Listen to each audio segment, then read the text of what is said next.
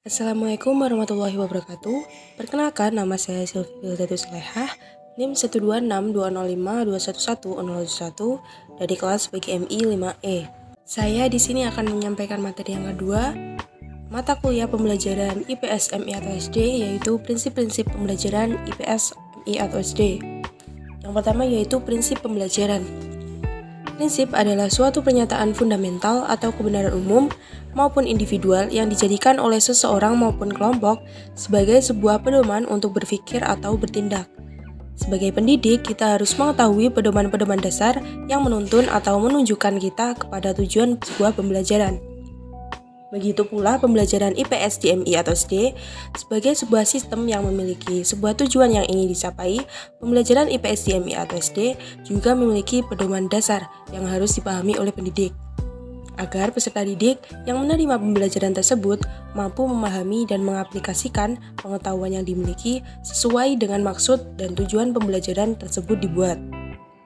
Baik, selanjutnya prinsip-prinsip atau pedoman dasar pembelajaran IPS di MI sebagaimana yang terdapat pada buku lapis PGMI antara lain: yang pertama, integrated atau terpadu; yang kedua, interaksi; yang ketiga, kesinambungan dan perubahan; yang keempat, kooperatif; yang kelima, kontekstual; yang keenam, problem solving; yang ketujuh, inquiry; yang kedelapan, keterampilan sosial. Yang pertama, prinsip integrated atau terpadu. Integrated ini mirip dengan istilah integrasi atau keterpaduan, dan dalam KBBI, integrasi adalah pembaharuan hingga menjadi kesatuan yang utuh dan bulat. Dalam konteks ini, integrasi adalah satu kesatuan antar disiplin ilmu sosial yang saling terkait. Dengan demikian, dalam penyampaian materi pembelajaran IPS dilaksanakan dengan memadukan antar disiplin ilmu yang terkait, sehingga pembelajaran IPS dapat dilakukan berdasarkan topik yang terkait. Yang kedua, prinsip interaksi. Dalam KBBI, interaksi berarti berhubungan atau hubungan. Dalam konteks ini adalah hubungan timbal balik antar individu dengan individu, individu dengan kelompok, maupun kelompok dengan kelompok.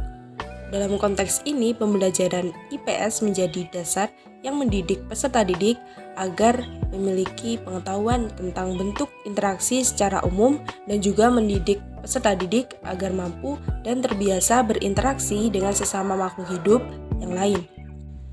Yang ketiga yaitu prinsip berkesinambungan dan perubahan.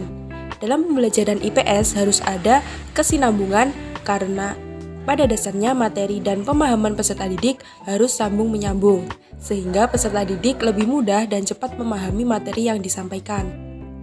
Selain harus berkesinambungan, pembelajaran IPS juga harus mengikuti perubahan. Hal ini karena manusia sebagai objek utama pembelajaran IPS terus mengalami perubahan sesuai dengan berjalannya waktu, serta perkembangan ilmu pengetahuan dan teknologi.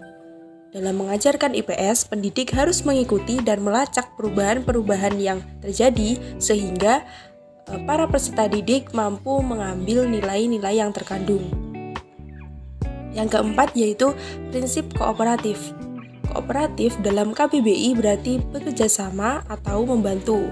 Dalam pembelajaran kita mengenal dengan istilah cooperative learning atau bekerja kelompok, yaitu sistem pembelajaran yang memberi kesempatan kepada peserta didik untuk saling berinteraksi dan bekerja sama dengan peserta didik lainnya. Dalam pembelajaran IPS, siswa dilatih memahami hubungan sosial secara langsung dalam proses pembelajaran, dan pendidik dapat menggunakan sistem atau strategi cooperative learning ini sebagai salah satu pembelajaran langsung dalam proses pembelajaran. Yang kelima, kontekstual. Salah satu prinsip dasar pembelajaran IPS adalah kontekstual, yaitu dalam proses pembelajaran peserta didik diarahkan untuk belajar tidak hanya dari materi yang bersumber dari buku, akan tetapi dari materi yang bersifat ada di sekitar peserta didik, baik di lingkup keluarga, teman sebaya, maupun lingkungan lain. Dengan belajar dari segi lingkungan dan kehidupan sekitar peserta didik, diharapkan mereka mampu menjadi peserta didik yang mandiri, mendorong mereka belajar dari sesama teman yang mempunyai latar belakang dan keadaan yang berbeda-beda dan juga memahami lingkungan yang berbeda-beda. Yang keenam yaitu problem solving. Selanjutnya dalam pembelajaran IPS DMI atau SD, peserta didik juga dididik supaya mampu mengetahui, memahami, mencari solusi dalam masalah sosial yang terjadi pada diri peserta didik beserta lingkungan di sekitarnya. Karena dalam pembelajaran berbasis masalah, peserta didik dilibatkan meneliti informasi yang spesifik untuk sampai pada kesimpulan yang belum ditetapkan sebelumnya. Yang ketujuh, inquiry. Prinsip inquiry merupakan suatu pendekatan pembelajaran yang menuntut peserta didik untuk mencari dan menemukan sendiri sesuatu yang baru sebagai hasil belajar. Dalam konteks ini, pendidik diharapkan mampu mengembangkan pembelajaran IPS sebagai proses pembelajaran yang mampu merangsang kemampuan bertanya, menyelidiki, meneliti, untuk mengembangkan berpikir kritis dan mengembangkan kemampuan berpikir peserta didik. Yang kedelapan yaitu keterampilan sosial. Dalam konteks pembelajaran IPS, keterampilan sosial yang harus diketahui dan dikuasai oleh peserta didik adalah keterampilan sosial, yaitu keterampilan bekerja sama, bergotong royong, tolong-menolong, dan lain sebagainya. Jadi, dalam pengertian ini, keterampilan sosial adalah keterampilan peserta didik dalam melakukan kegiatan-kegiatan makhluk sosial guna memenuhi kebutuhan masyarakat. Baik, itu tadi materi yang dapat saya sampaikan. Terima kasih. Wassalamualaikum warahmatullahi wabarakatuh.